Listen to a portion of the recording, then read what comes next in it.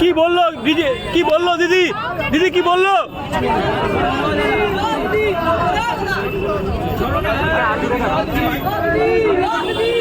দিদি কি বললো? কি বললো দিদি?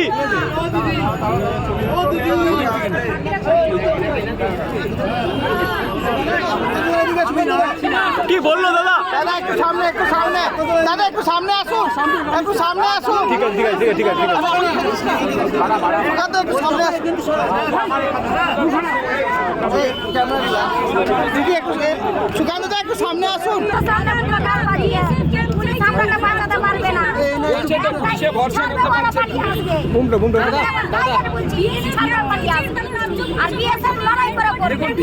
ভিকটিম বলছে যে কি বলেছেন ডিজিকে বলুন, ডিজিকে কি বলেছে?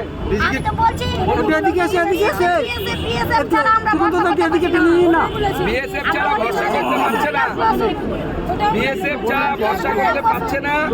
আমরা ডিজিকে আয়নাটা দেখাতে এসেছিলাম, ডিজিকে আয়নাটা দেখাতে এসেছিলাম যে আপনি ব্যর্থ।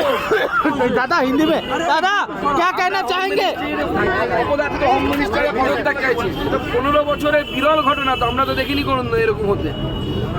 এটা আমাদের আজকে আন্দোলনের জয় এবং আমাদের এদেরকে আমি প্রণাম করব, আমার মা বোনেদের।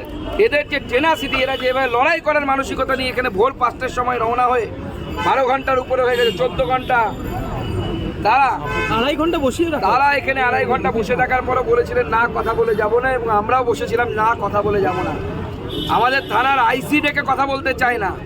আজকে পুলিশ প্রশাসন এবং ডিজি পুলিশ বিজেপির এই আন্দোলনের ফলে, এবং যারা আমাদের পরিবারগুলো যারা এসেছে তাদের এই আন্দোলনের ফলে, আমাদের সমস্ত নেতৃত্ব, বিধায়ক, সাংসদ, প্রাক্তন সাংসদ থেকে শুরু করে জেলার যারা এসেছেন, তাদের প্রত্যেকের এই টেনাসিটির জন্য, লড়াইয়ের জন্য এটা বিজেপির মোরাল ভিক্টরি। আমার বিশ্বাস আজ যেমন ডিজিপি নতজানু হয়েছে, আগামী দিনে এই জেহাদি মুখ্যমন্ত্রীকেও আমরা নতজানু করব, তাকেও বাধ্য করবো বিজেপির কথা মানতে, বিজেপির কথা শুনতে। Thank you.